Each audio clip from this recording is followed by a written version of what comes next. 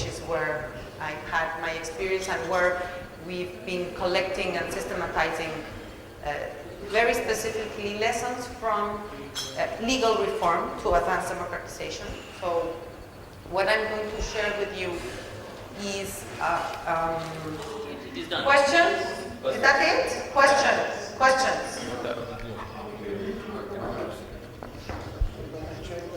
نشكر السادة المحترمين من الإيرام ووابي أما، يعني أفحمتونا بهذا الإعلان، لكن هناك يعني بعض الأسئلة. طبعا نحن دائما نؤكد أنه هناك أخوة وعلاقات وطيدة بين قريتين، بين الإيرام ووابي أما، وأن مشكلة المياه يمكن أنها تحل، لكن ما أظن بهذه الطريقة. أولا يعني هناك بعض الأسئلة التي أتمنى أن لا تكون محرجة. مثلا نعرف أنه يعني السيد المحترم والي الإيرام، يعني أنت لا تمر بصعوبات في الحصول على الماء في الرانش تبعك يعني، ونبغى انك تتكرم عنا وتعطينا يعني الوثائق اللي تثبت يعني انك تدفع في التاكس. كيف نحن كمواطن نحن نعرف انك حريص يعني على الشفافيه وعلى يعني توفير المعلومات لجميع المواطنين. كيف انه يعني كمان يعني قرار كيف من هذا يجب ان ياخذ بالتشاور مع المجتمع المدني، مش لانه يعني يقرب لك السيد المحترم من وابي اما انكم تقرروا يعني وحدكم. لازم ترجعوا للمجتمع المدني. نحن انتخبناكم واعطيناكم صوتنا، شرعيتكم تيجي من عنا، يعني لازم ترجعوا لنا وتسمعونا ونقرر يعني بعدين مع بعض. لا أسئلة أخرى يعني حاولنا كثيرا الاتصال بالشركة التي قامت بالدراسات، لكن ما كنا نتحصل على إجابة منهم. نتمنى أيضا أن نحصل على هذه الدراسات ونفتح حتى المجال إلى شركة أخرى للتحقق من هذه المعلومات لكي نجد حلا. ايش السؤال سيد؟ نعم؟ ايش البوينت؟ هذا يعني مليون بوينت أنا قلتهم هذا. سؤال دايركت كويشنز؟ اوكي، اذا نبغوا انه نتحصل على الوثائق اللي تحكي على دراسه اللي تبين انه الماء مش يقل نسبته لما نتشارك مع في قريه وابي اما. نبغى ايضا نتحصل على الوثائق اللي تثبت اللي انت تخلص يعني في كل المعالم كاي مواطن عادي، وتفسرنا يعني من اين يجي انت الماء من عندك. حاجة أخرى إن نذكرك اللي أنت خرقت المعاهدة اللي بيناتنا، لك أنت مختار من الشعب، يعني لازمك تاخذ قرارك معنا. فقط هذه إلى حد الآن يعني، وشكرا.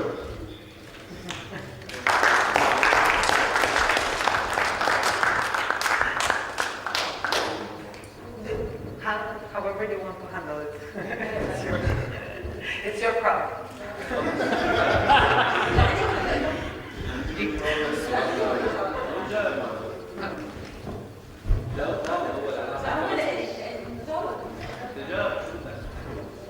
طبعا كانت وايد نقاط تذكرها. بلا شك يعني اهالي البلده لازم ناخذ رايهم، واحنا نقوم على الشفافيه، ولكن يعني كمنصب حكومي، منصب حكومي ترى منصب حكومي، لذلك يعني اي قرار يتخذ سيكون لمصلحه الجميع. فكونهم هم يحتاجون لذلك، فاعتقد بانه لا يوجد مشكله لمساعدتهم. فهذا قرار اعتقد بانه قرار مناسب ولن يضرنا بشيء، وسيكون في مصلحتهم وفي مصلحتنا في نفس الوقت، بأن يكون هناك نوع من انواع السلام بيننا وبينهم.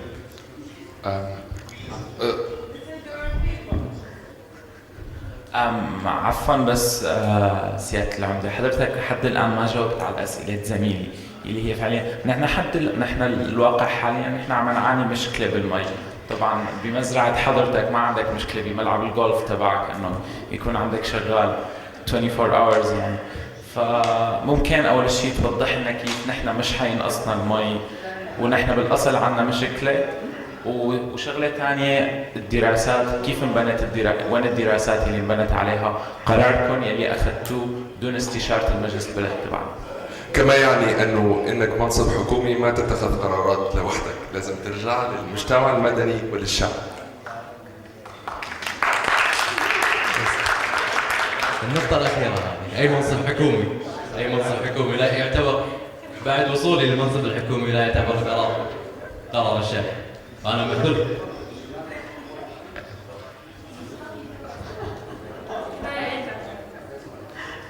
I would like to say there's been talk of how Aliru, our city, has a lot of water, but I'd like to tell the people of Abiyama that this is not the case. We're not against you, and of course we want you to have water, but all we're saying is the information you've been hearing from the mayors are misleading. For the past 3 years, past 4 or 5 years, we haven't had enough water for our own farms. And we do not have anything against you. But we have a question. Is there any other source of water that you can access? No. But it says that you walk 10 kilometers to get somewhere. Where is that? Is that under the river? It's Alirama. It's Alirama. We walk 10 kilometers to take the water from Mohammed River? Alirama, so it's same water. We are drinking already your water. It's just we don't need to walk 10 kilometers more for it. Just we will buy pipes and we will drink same water.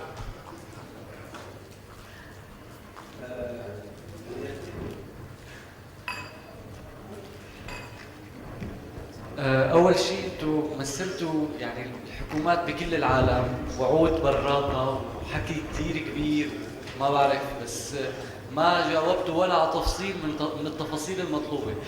نحن كقرية بنعاني من فقدان مادة المياه، فبيهمنا كثير نعرف التفاصيل اللي توصلتوا لها أنتم، بالنتيجة حيصير عندنا مي. وبيهمنا الموضوع لسبب كثير بسيط، نحن ما عندنا مي، وبيهمنا كثير الضيعة الثانية يكون يعني ما تعاني من نفس المشكلة. يعني بدنا نعرف إذا بدنا ناخذ مي من عندهم وبالتالي يصير عندنا وما يضل عندهم، هي مشكلة. فبدنا التفاصيل بالمطلق وبالحرف كمان. شكرا، ونحن أكيد مستعدين نجاوب على كل أسئلتكم بكل الشفافية. المشكلة الأساسية كانت إنه أهل أليرم رح يصير عندهم نقص بالمياه، مشان هيك هن عندهم إشكالية بإنه يعطوا مي لوبيئة. نحن حلينا هي المشكلة بإنه هن ما رح يصير عندهم نقص بالمي. فإذا هلا المشروع رح يتنفذ. هلا بالنسبة للقرارات وتنفيذها، نحن هلا عم نطرح القرار والتمويل موجود، فنحن رح نباشر بالوقت الأسرع. نعطيكم الجدول الزمني ورح ننشره بالجرائد الرسمية، فيكم تطلعوا عليه وتحاسبونا بناء عليه أكيد. بالنسبة للأمور الأخرى بفضل أكيد أطلعكم على كل شيء فيني أطلعكم فيه، ولكن في بعض الأمور الرسمية الخاصة لأسباب أمن قومي ولأسباب السلام الأهلي بين وادي أعمى ووادي رم، ورح نوعدكم إنه بيوم ما رح تنشر، صح؟ أسباب زي إيه؟ أولاً ما بصير تخبوا شيء علينا. ولا شيء نحن اللي بنحدد لنا. أنتم بتكون عليه ولا بتكون خانة المعطوب؟ لا بدنا نخانة المعطوب. رح نطالب باجتماع داخلي ضمن القانون. هلا انا هي الاسباب مستعده اخضع لجلسه محكمه نتساءل فيها حول الموضوع، وهن يشوفوا هي الاسباب يا ترى هي بتستحق انه تنعرض على الراي العام او لا، وبيتقرر عندها. انا برفع دعوه على العمده تبعي لانه اخذ قرار بدون ما يرجع لنا. لا طالب بمحاكمتك. مو هيك طول بالك. حقكم طبعا، بس انا مهمتي كانت انه انا حوصل لكم المي وما رح اقطع المي عن الضيعه المجاوره، وقمت بهي المهمه، فاذا انا راضيه جدا عن نفسي، وانتم حقكم طبعا تعملوا الشيء اللي انا ايه مصدر المي؟ ايه مصدر المي؟ انا طالب بمجلس. اسمحوا لي بس ستيتمنت قصير. Okay. Short statement. So just I want to interrupt this. Could you please give an applause to our leaders, please? Okay, thank you very much. I'm sorry. And I want to. Okay, I want to ask a question. Who feels happy with the decision made with the decision announced? Who is satisfied? 2 people. Okay. 4 people. Okay. Who is not satisfied? Okay. Okay. So, okay.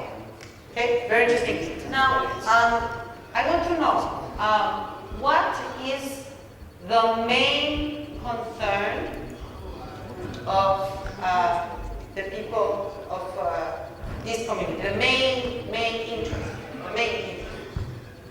Well, the problem is I think there's been a lot of misleading information. The mayors keep saying that there is water without actually listening to our grievances.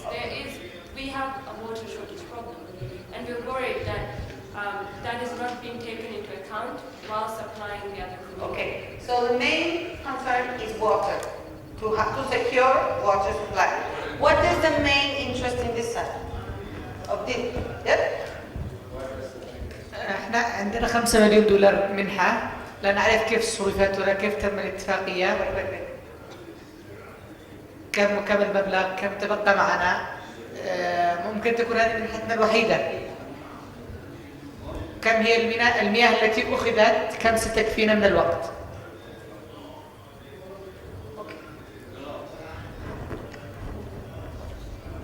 Okay, so water is also the main concern. Okay?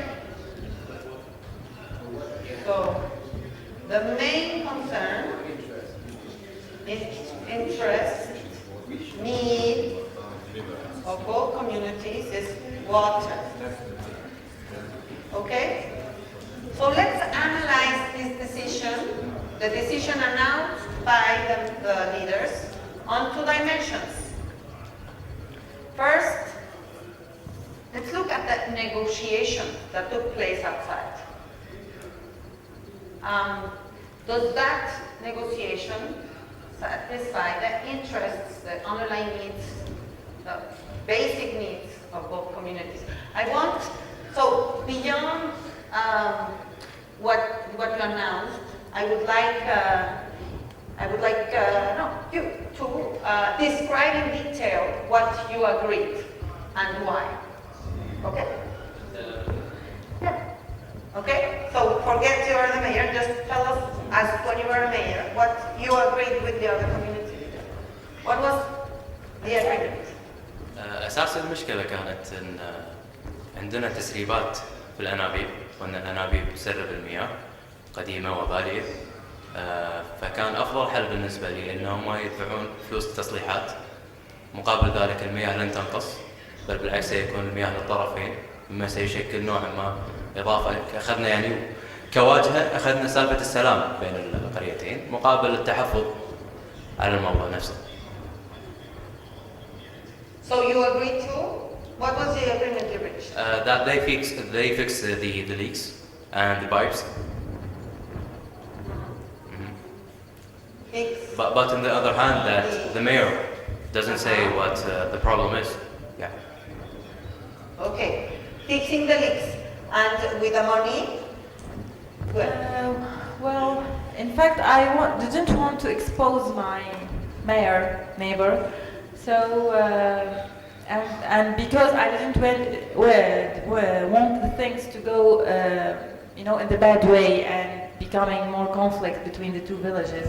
So I decided that I will keep the secret and do this, fixing from the money I will take from the government, cutting the shortage of your money and giving us the water and giving us the water.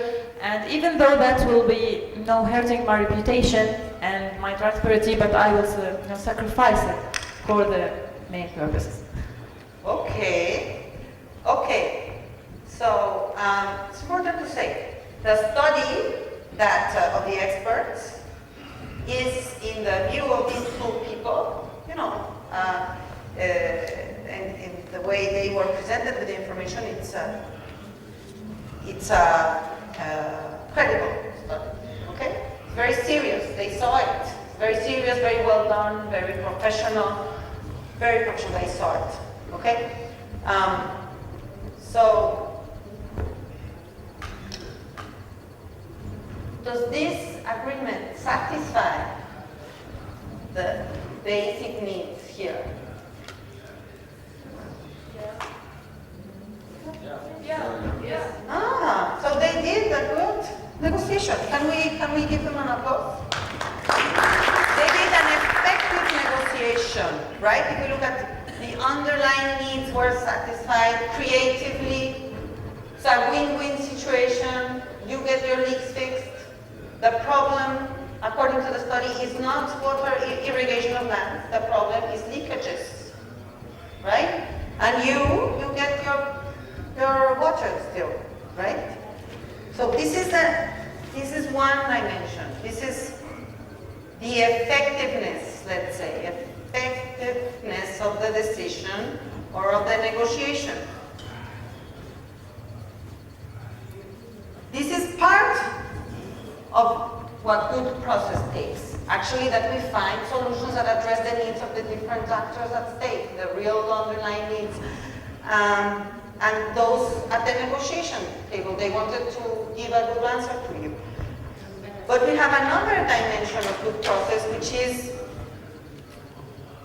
the legitimacy. The democratic legitimacy. And this has to do with whether we perceive that the decision was for and by the people. What are the problems with the decision? How is the decision in that front? That's one thing. So non-inclusive, right?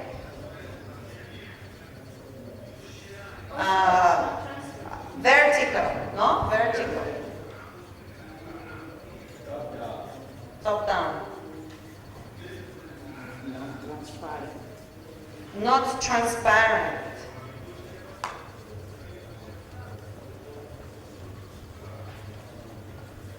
What else? Probably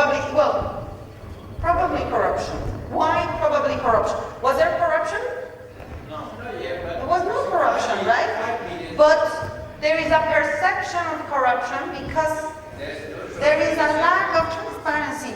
Notice that almost all our measures of corruption are perceptions of corruption of the population, right? So yes, there is a perception of corruption.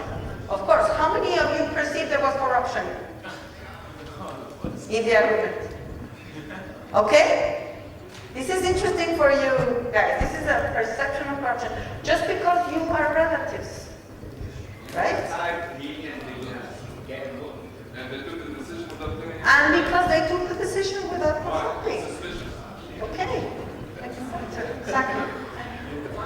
What else is wrong with the decision? I have the feeling, I'm sorry, but I have the feeling that it will make a revolution and maybe kill me outside. I am afraid of myself. Well, it could lead to violence even, right? Like this can, the problem with this decision also is, and with lack of legitimacy, is that it leads to anger, right? So that's another problem. Also, Anger. How many of you were feeling upset? You know, like you could get angry at this, what's going on here. How many? Raise your hand. Okay, so you know. When they speak. Yeah. The way he doesn't answer the questions. Come on. Okay, and again it has to do with the transparency part, right? I have a question actually. Why was she hiding the fact that there were leakages? Why would you hide that? I don't know. Why did you hide the fact that there was leakages? Well, in fact, what I've got in mind, in fact, that I would to go to my people and say that the situation, but maybe without, telling about the secret, because we are family and stuff. I don't want to hurt him, in fact. I want my people good, but I don't want to hurt him also. And why would you hurt him? Why wouldn't I? We are relatives, maybe. That's why.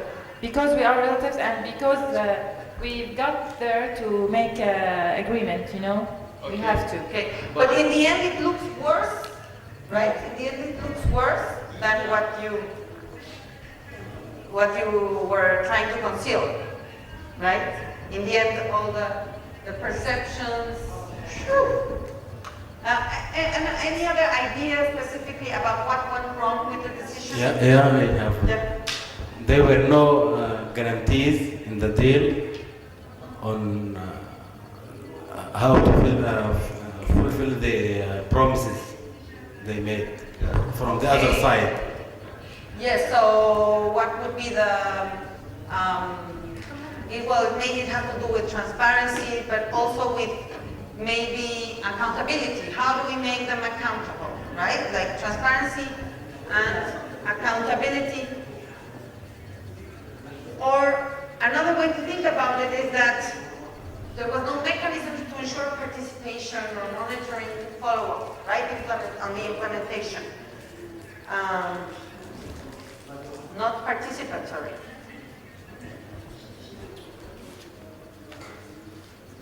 Okay.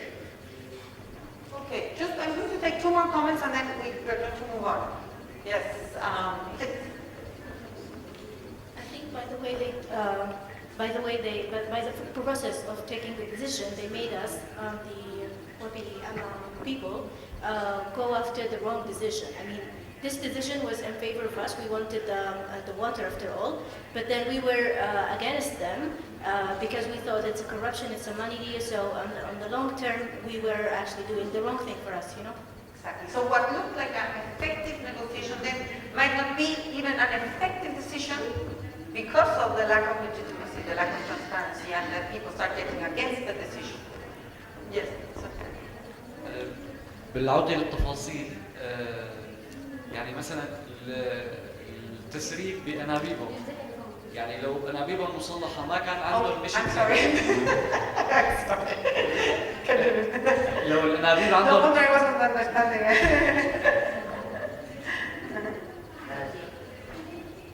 لو الأنابيب مصلحة يعني ضابطة عندهم ما كان عندنا مشكلة بالتالي هي المصاري اللي عم نصلح فيها الأنابيب كان ممكن نحن نستثمرها بشيء ثاني يحقق تطور او تقدم لنا او له فبالنهايه انه بتصور انه عمدتنا يعني بلش تزبط اموره بس عمدتهم هو اللي اخذ مصاري التصليح تبع اللي مخصصه له واجى صلح على حسابه.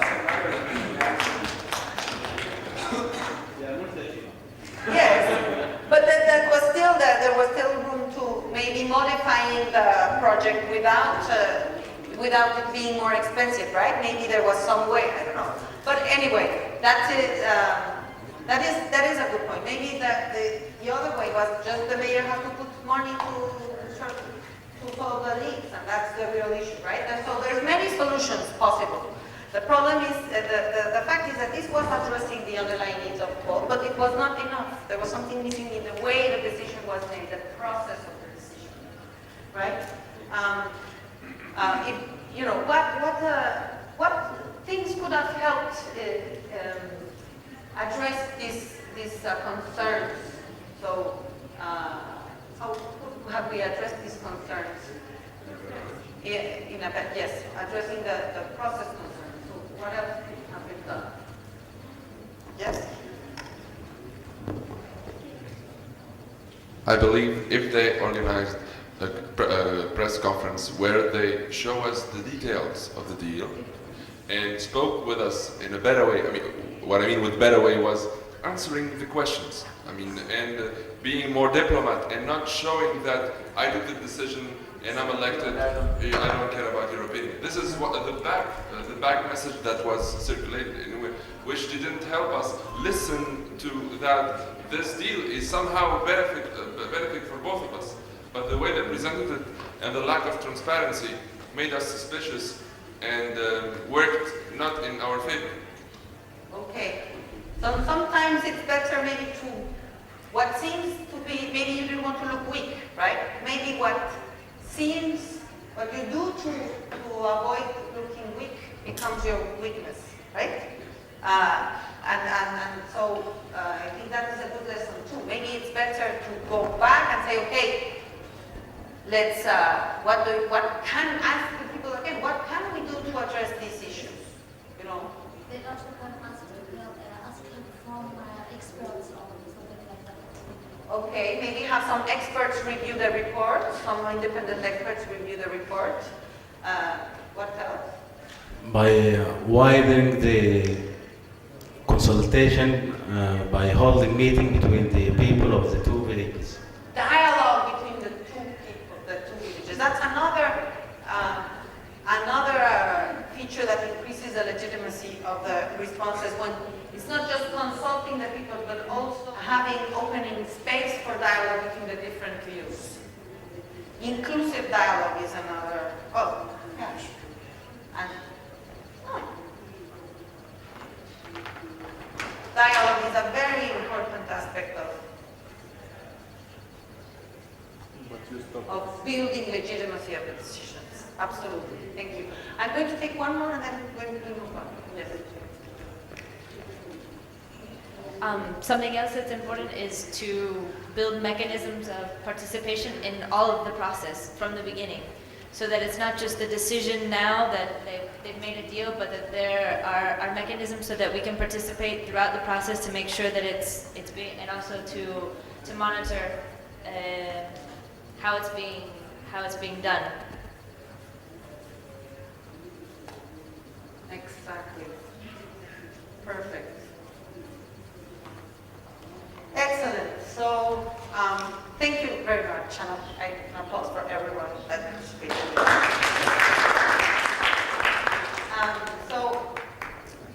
So that is what I mean by this good processing. It's kind of the oil of the. You have this machinery, right? That are the freedoms of the decisions, and if we want to have this machinery working as a virtuous circle, we need the oil. That's a good process. And it has two dimensions. That's what we found in our experience. There's a dimension of effectiveness about adequately, rationally, efficiently addressing the needs, the underlying needs in the agreement, the needs of the reform champions, the needs of the people involved. And there's another dimension, which is the legitimacy of the decision-making process. It's inclusive, based on dialogue, is there transparency? Transparency is one of the key features of legitimacy. Openly discussed. Different needs and views of those affected by the new policies are openly discussed and taken into account. Openly discussed and taken into account. That requires minimum of transparency, of course. And so in Mexico we have lacked a lot of this oil in the machinery, and that's why the credibility of our machine is declining. And so even we have this UN report that we participated in Mexico, and we helped do this report where leaders from all stakeholder groups agreed that the lack of dialogue and agreements was one of the key obstacles for the country's development. And after that, what we've done is that we've documented some of those success stories that, in spite of the lack of oil, we sometimes see some interesting changes, some interesting reforms that are being approved and that are important for the country. And so we thought it would be interesting to document how those took place, what made it possible, because we have an additional challenge in Mexico. No single party has a majority in Congress since 1997, and we don't have a parliamentary system. So we don't have what would be called stable coalitions. So it's always every reform has to negotiate its own majority, its own coalition to be approved. So these were all approved by, what's interesting is by consensus of the three main leading political parties, not the minimum required cost reform, but broad consensus. These were highly legitimate reforms. So this is a very hopefully a simple chart illustrating, on one hand, effectiveness and then legitimacy. And so we have four types of processes. We have processes that really need no change because there's neither legitimacy nor effectiveness, so there's really no change.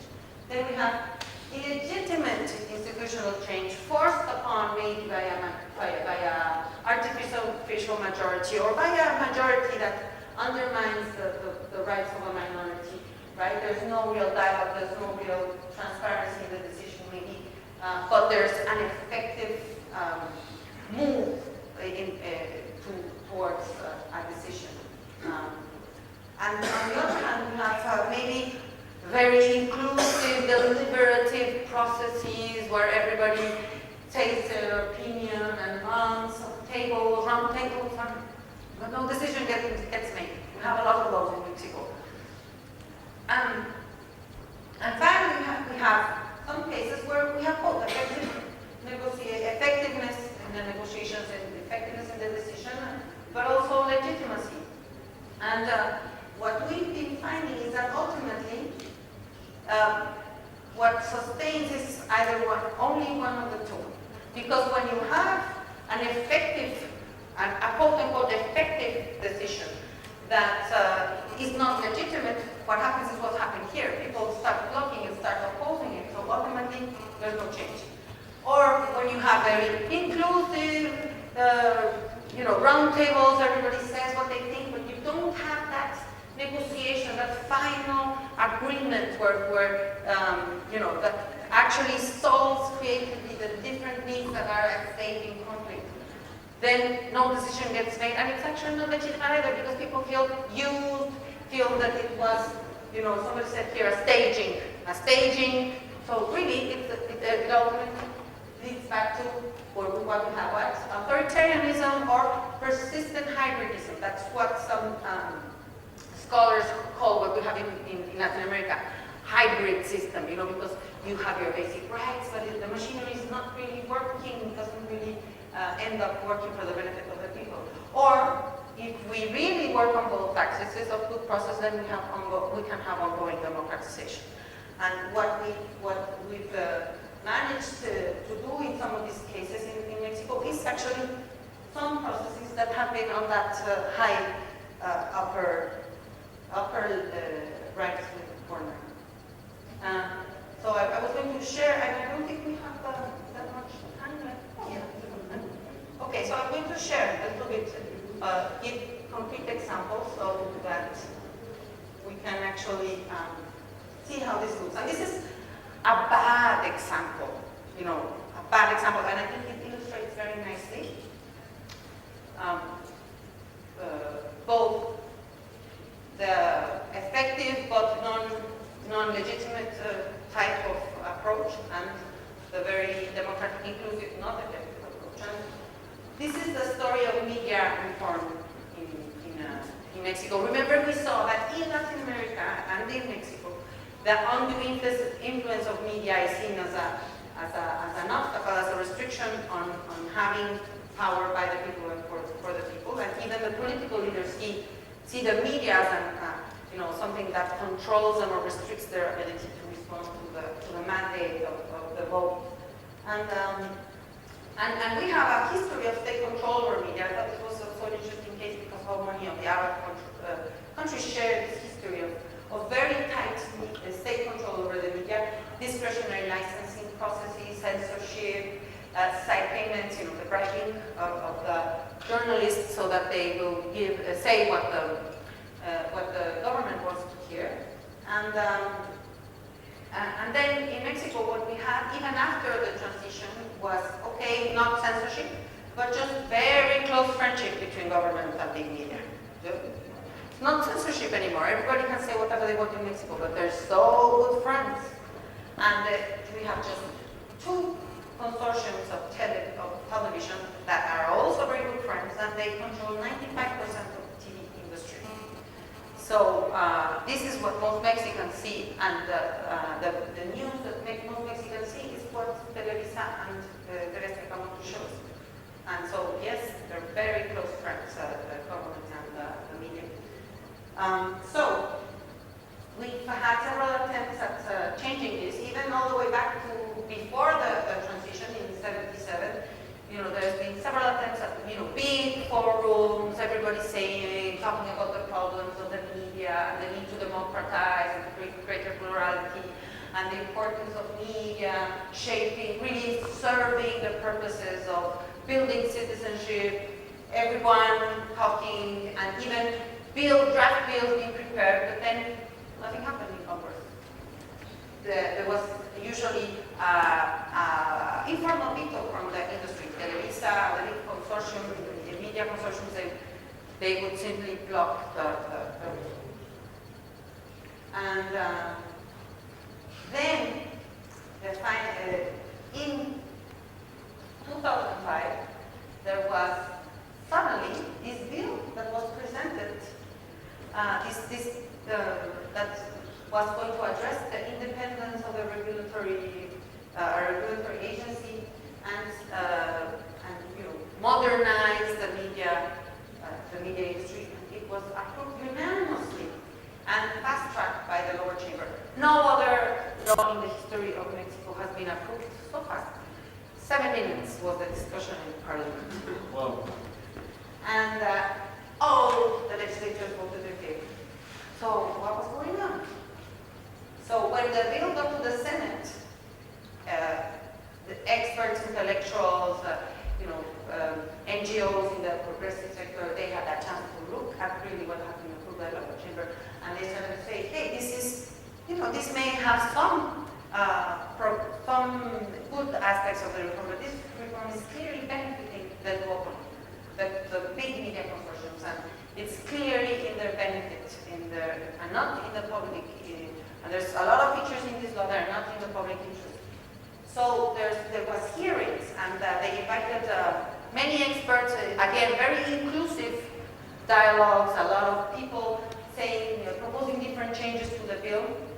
It was approximately more than 50 speakers in the hearings, 50 from different sides. And more than 70% of the speakers said that there had to be changes to the bill. But again, very effectively, somehow, the bill was approved in the Senate with no changes, not even a comma. Because that was what the industry agreed machinery not working, because we are not being able to integrate the effective and the legitimacy axis. And this contrasts very starkly with a different process. The transparency reform was approved in 2007, constitutional transparency reform.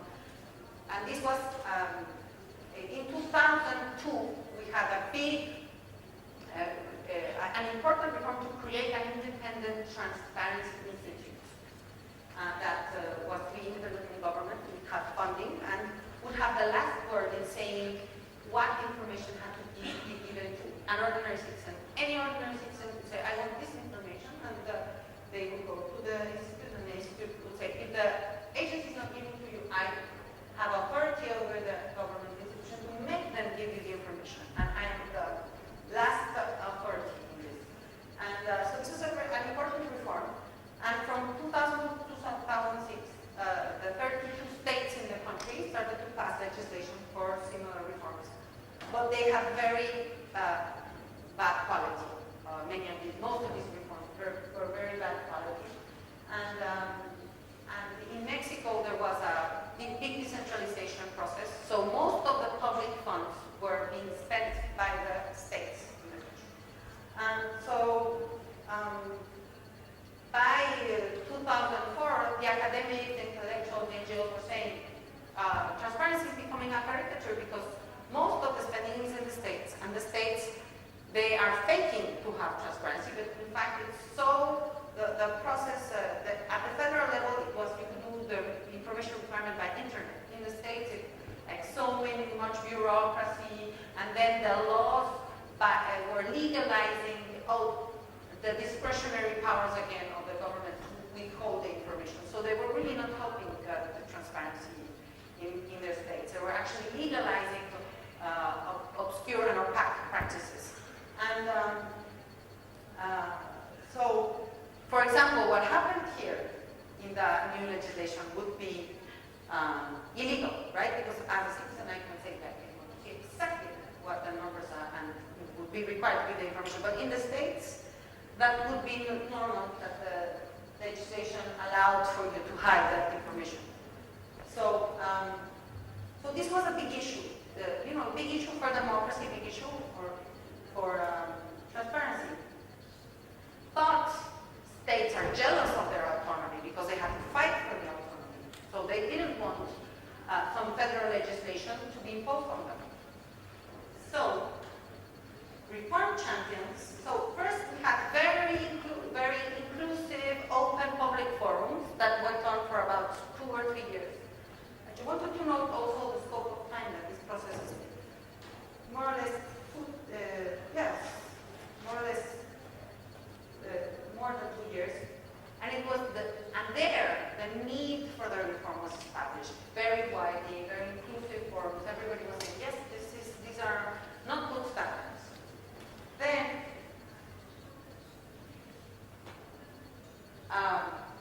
the reform champions started to think, okay, we have to be also effective. There's the need, but where is the reform? So they drafted a bill with intellectuals, a very, very elegant bill that would not tell the states what, they wouldn't impose a legislation on the states, but they would impose standards for the states. So draft your legislation in whatever way you want, but it has to secure 5 basic standards, and one of them is the principle of maximum publicity, among other principles. So then they went to the governors themselves, to the state governor, and we have 32 of these, and a lot of them are very opaque, very authoritarian. But they found first 3 progressive governors from the 3 main political parties, and then another 2. And so they did a coalition of 5 progressive governors that would win, and there's their effective negotiations. They would win, they would be the champions of transparency in the states. They would have a lot of publicity, a lot of media. Oh, we are the champions of transparency. The writers of the reform, who were intellectuals and the people from the Institute of Transparency in the center, they didn't appear as the authors of the reform. This was the governors asking for transparency. And of course, none of the other governors were going to say, oh, I don't want transparency, right? So this was a very interesting move, very effective strategy to go from legitimacy to effectiveness, effective negotiation, you see. And then finally, the legislators, the governors themselves went to Congress, the Federal Congress, and they said, Federal Congress, we want you to give us, to impose on us standards, because we governors need standards, and we want a high standard, so please. And they convinced the party groups from all the political parties, by consensus, 8 party groups from very different political parties, left, right, center, everything. They all signed an agreement to pass this constitutional amendment. And they finally had this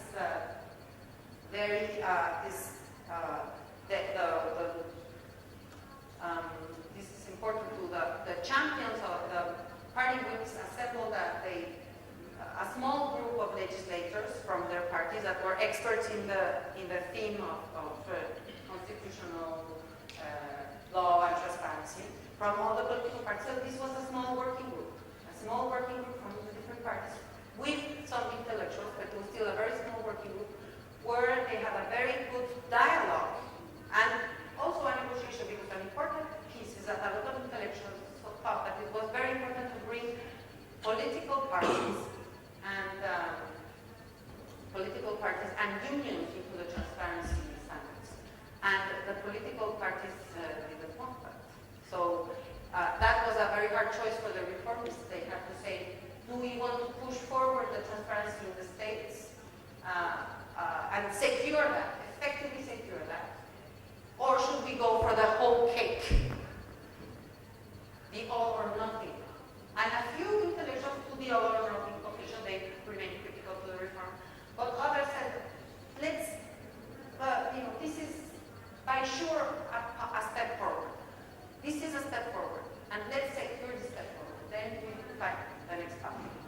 And that's what ultimately happened. It was a constitutional amendment approved in 2007 by the unanimity of all main political parties. So finally, just to end this presentation, what do we find approximately 8 cases. And what we see, and especially some processes where non-legislative actors are pushing for the reform, right? And this push for the reform in civil society, intellectuals, or just maybe public servants from an independent or a branch of government that's very progressive or something, like the case of transparency. And what we find is these common elements of strategies that have both effectiveness and legitimacy. And you can see that these are complex strategies. That's the main point here. There is a very serious strategic planning going on about what's the context, what are the strengths, what are the issues. And this strategic plan involves the formation of coalitions and alliances. It involves broad communication strategies, as we have seen in these days. It involves also dialogue and negotiation, moments of dialogue and negotiation, especially with legislators. You know, what will it take for legislators from a minimum coalition to actually support this change? Resources, financial resources, because this is sometimes it's expensive in money or actually just in kind, right? Because you can have allies that maybe don't give you money, but they give you space in the university to do the forums or that work for you on a voluntary basis. But these are still resources, and you need to have different resources. And that's why alliances are so important, because civil society doesn't have much financial resources, but they can build very strong alliances.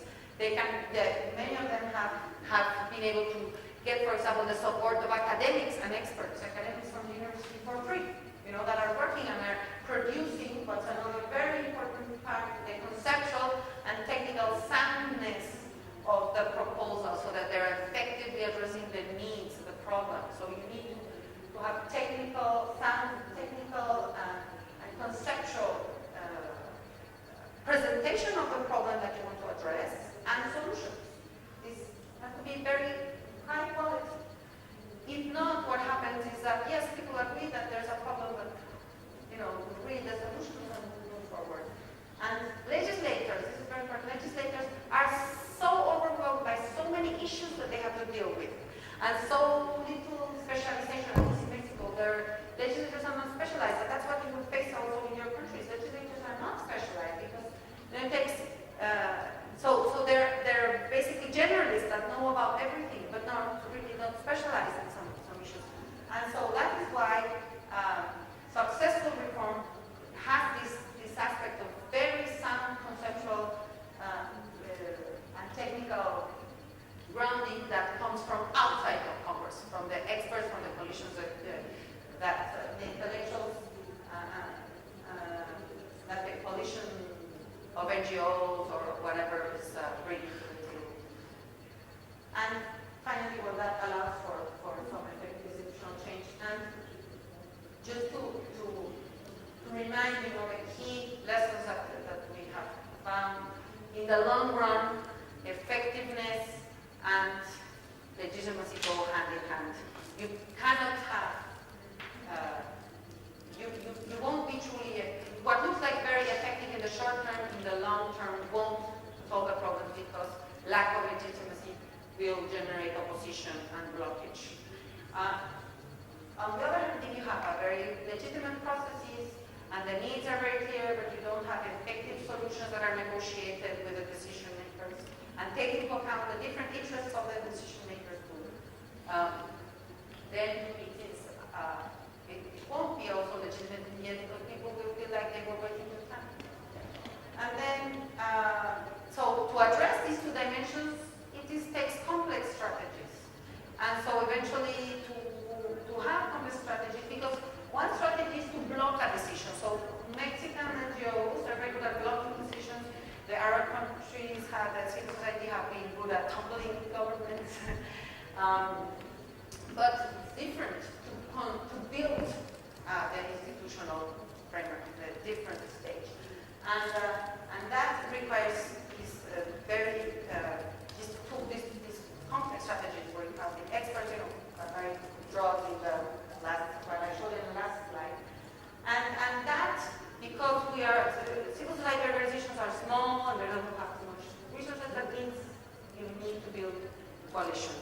coalitions are the vehicle to push for these changes. Broad coalitions, not them. But they usually have a small motor, a small group of promoters. And to be effective, the coalitions also need to start specializing. So some NGOs will be very good at communication, others will be good at lobbying, others will be good at producing information and having a good relationship with the universities or with the think tanks. And what works is collaboration. Then also the alliances usually, that's what we find, this is very important, are not only civil society, they usually, like civil society organizations, they usually include some powerful actor, like some member of the status quo. So for example, the governors, state governors that are usually portrayed as the feudal lords in Mexico. They're not usually seen as a progressive part of the country. But they found some five progressive governors. Other reforms have done very strong alliances with progressive businesses. Others have allied with very reputed universities or with media, with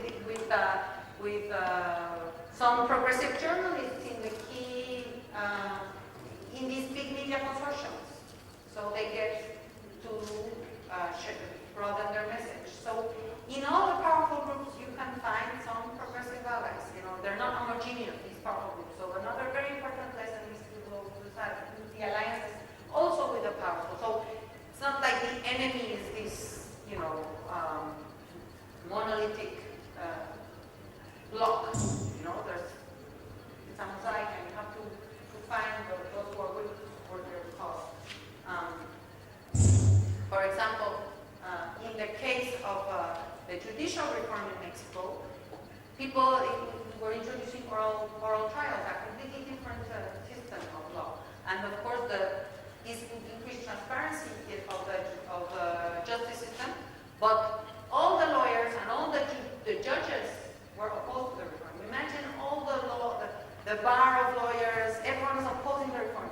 But the champions of the reform had very good allies in the media and even business people that were supporting them. And in the end, the judicial wasn't going to publicly oppose it, so they were in the end able to pass the reform.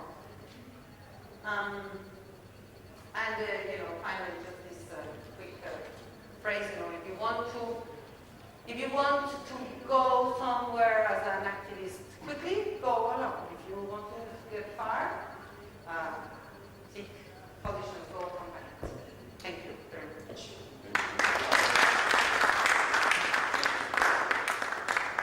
So we have a few minutes for questions, and then maybe some sharing. But if you want to, does anybody have questions?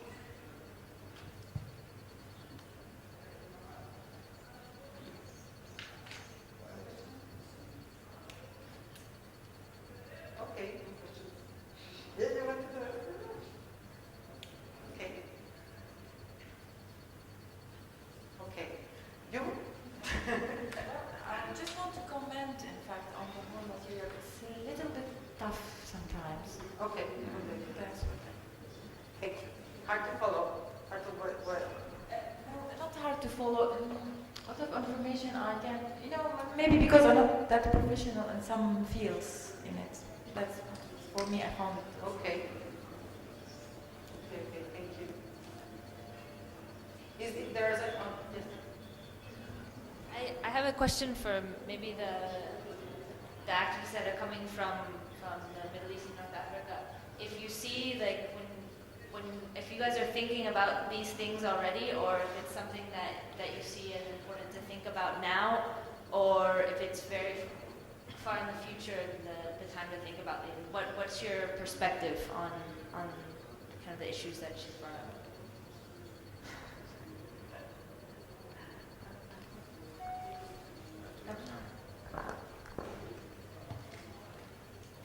أكثر شيء تعلمته أن أكون أكثر شفافية. أعتقد أمر مهم جدا. الموضوع الثاني راح اقول شغله.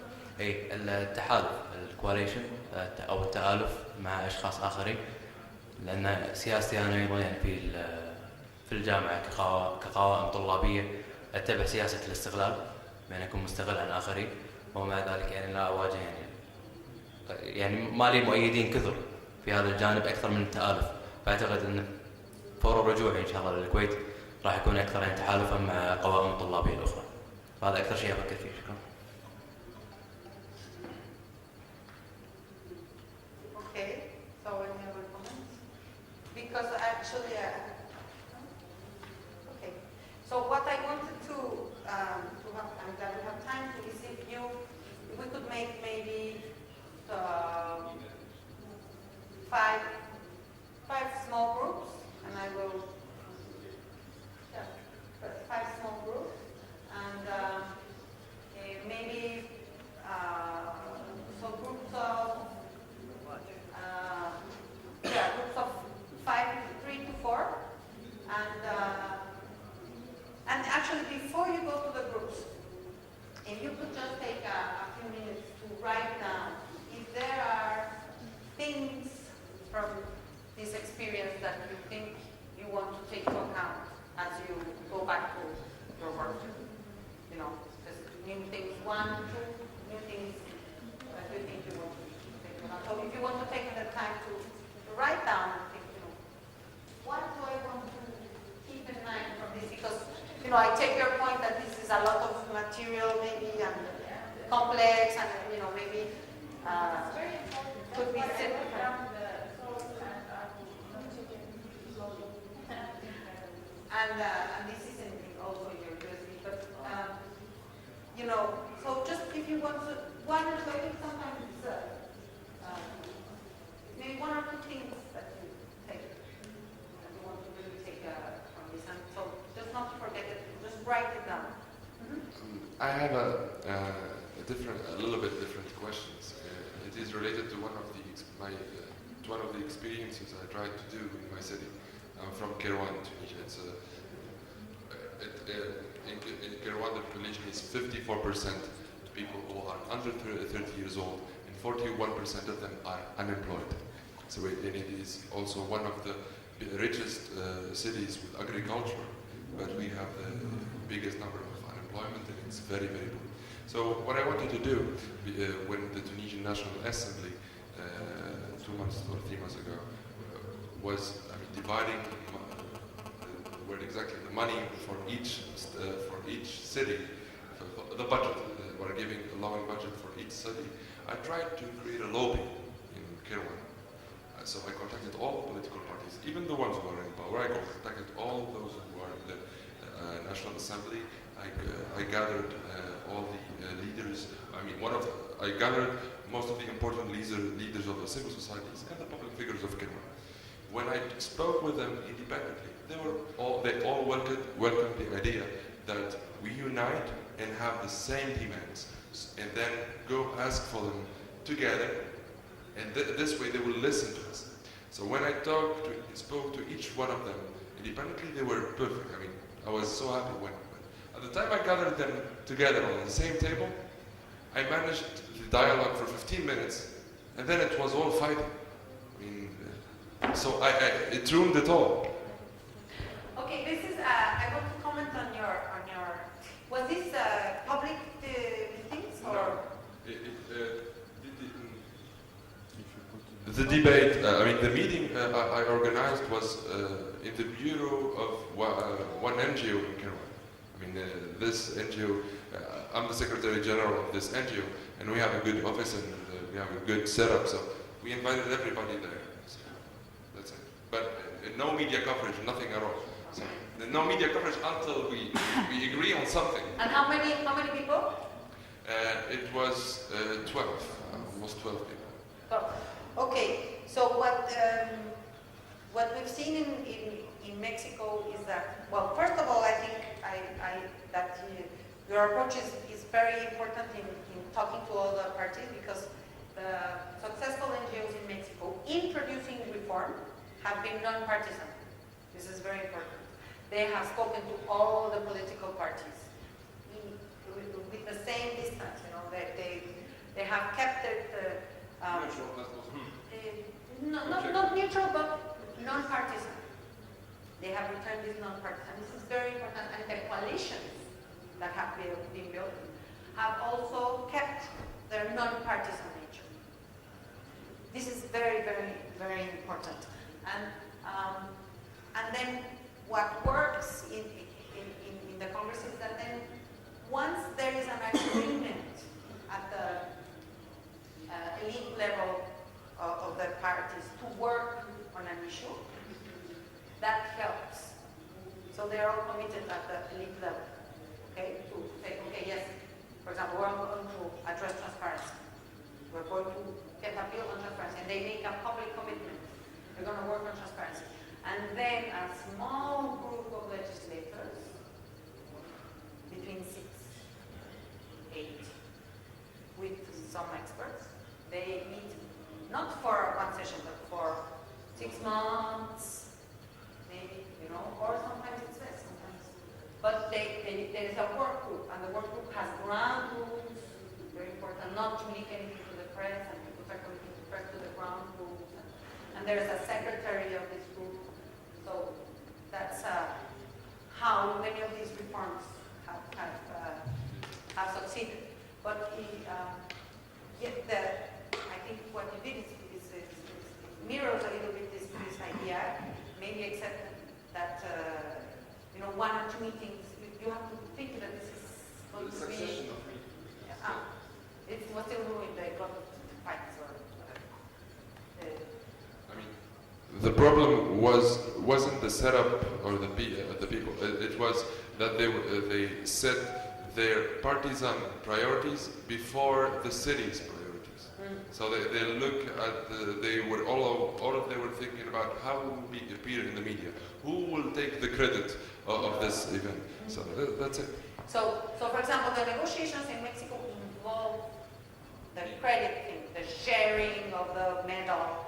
And that's why they all appear together in the media, and we are going to work together. This is not how it works all the time. This is the few times when we have reform. It's because they commit.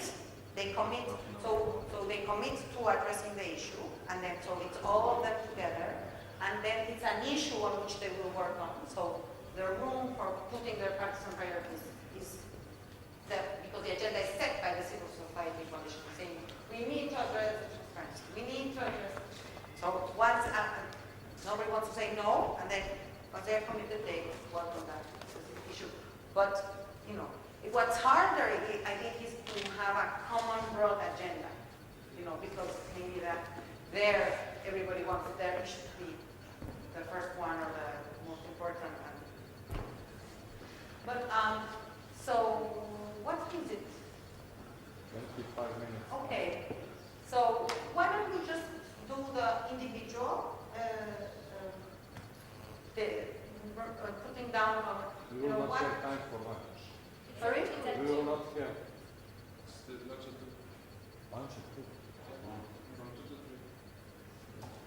We have half an hour.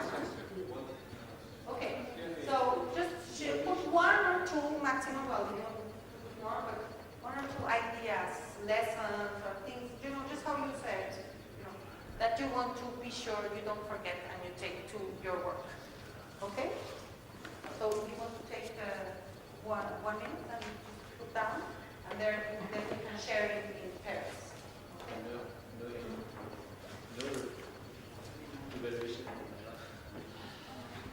So we're all tired. We're all. This had some dense aspects of the presentation that I already got the feedback that it was a little too dense. So, but I think still we are pretty sure. So, but I do want to have a chance just to get a little bit of feedback from your small groups. You know, if somebody from each group wants to take 1 or 2 minutes just to share. You know, what were the common lessons or the different ideas that were brought about by the session. So, do you want to start? Well, we were speaking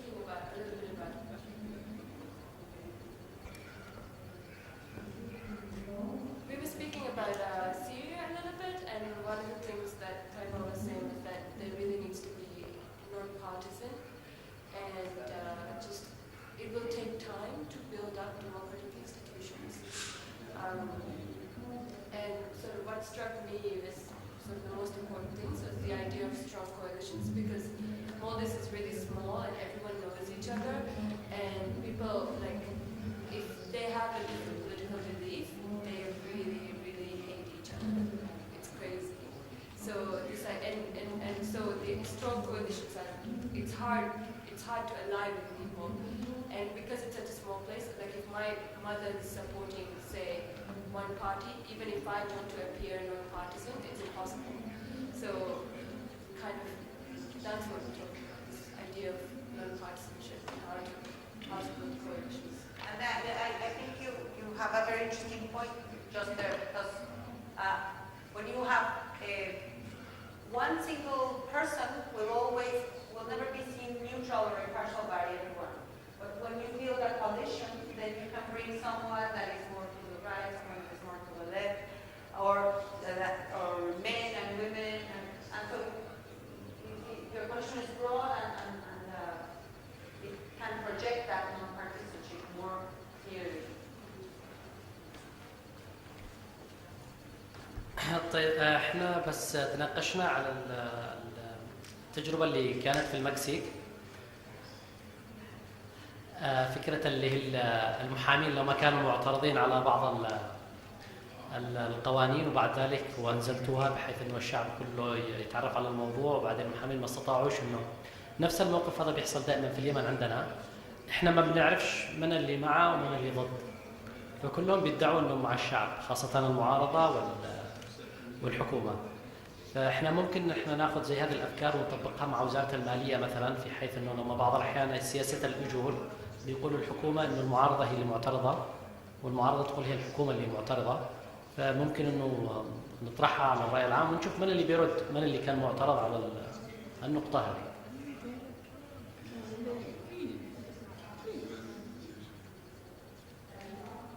Anybody else from the group or the desert? اللي حضروا اللي جاوبت. Okay. ايش غششت؟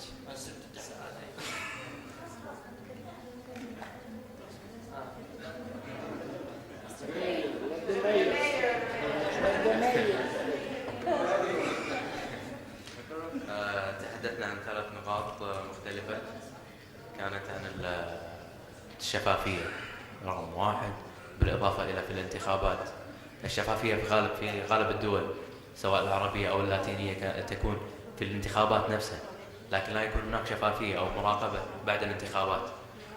هذه نقطة يعني جوهرية بالنسبة لي، لأن يفترض أن احنا نكون مشاركين أكثر في هذه النقطة، بأن نشارك في مجتمعاتنا، بأن نكون أكثر فعالية يعني الحرص على أداء النواب في قراراتهم، في مدى إنجازهم لقراراتهم، وأن نحسب هل فعلا فعلوا ما قالوا فيما تحدثوا فيه.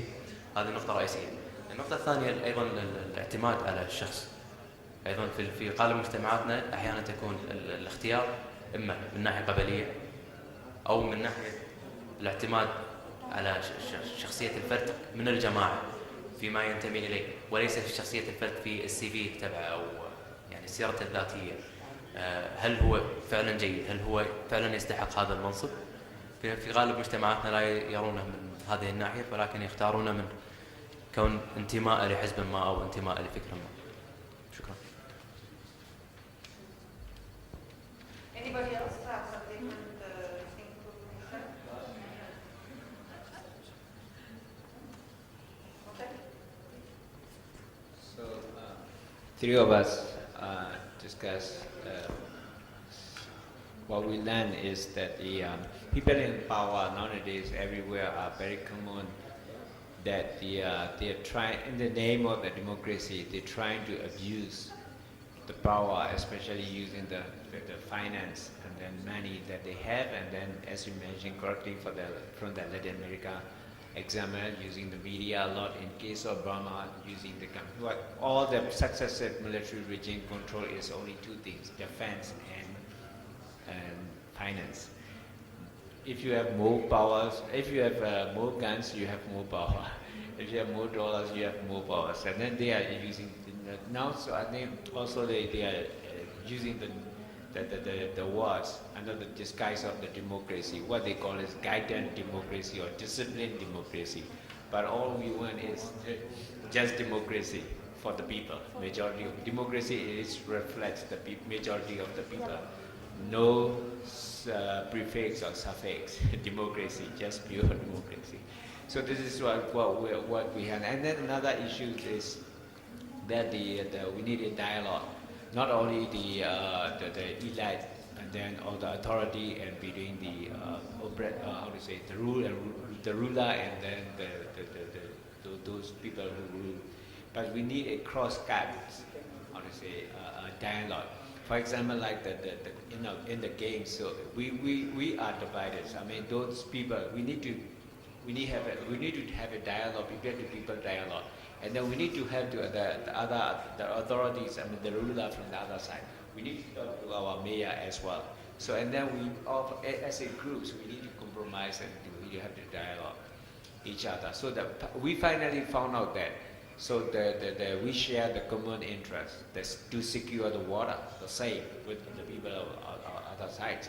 Previously, we suspicious each other and then very much a little bit angry each other, something like that. Finally, we found out that because of that, no dialogue or plus no transparency at all, and then there's no rights to access to the information that we all need, because they have a secret meeting outside, and then also we don't know yet. We don't know what to do, what they decide, and then what they agree with each other without consulting with both people in that valley. So then we all learned that, and then she will also share through Facebook and other social networks, and then we will share the same with our colleagues and people back home in our own country. Thank you so much. We learned a lot from this session. We have two more groups, yes?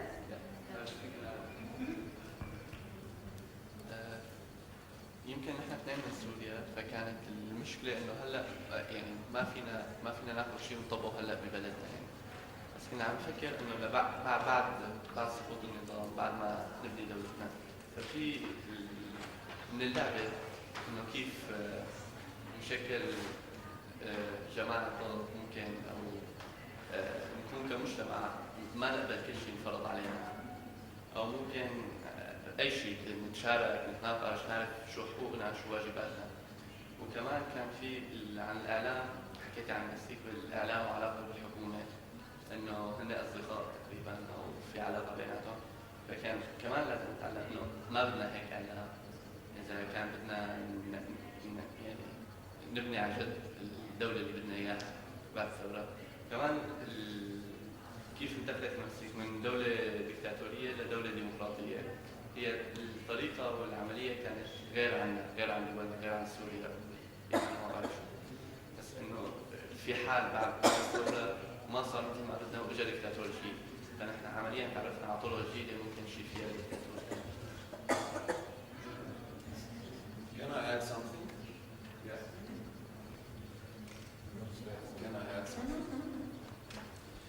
بس بدي أضيف شيء كمان للشباب إنه ممكن بنفس الوقت يعني تجارب هاي كلها من دول أخرى بس ننشرها ممكن حتى من هذا الوقت في حال نشرت وشاركنا فيها مع الشباب في سوريا ممكن كثير يعطينا فائدة إنه يعني اليوم الشباب السوري أغلبه عم يحكي عن السلاح وعن الحرب وعن فمجرد ما انتهت الأزمة رح يكون في فراغ يعني ورح يضل السلاح موجود.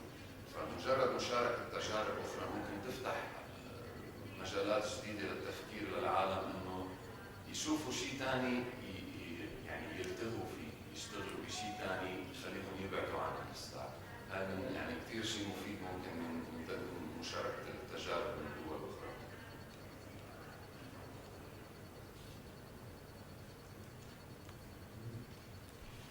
Okay, we have two specific issues here, and in the case of Yemen, we realize the importance of start looking or building coalitions to address some of the women issues while they are writing the new constitution.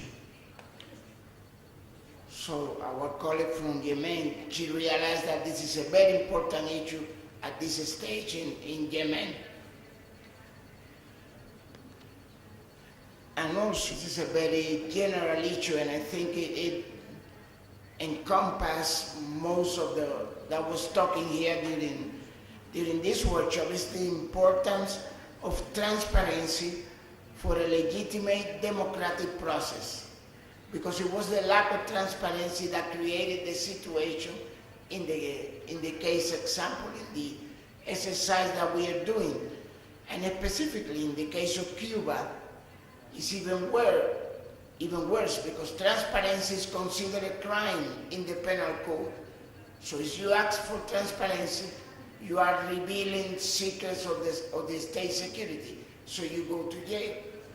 So transparency, I think, is a global issue across Latin America with some specific cases. Excellent. Anybody want to add something? Yes, please.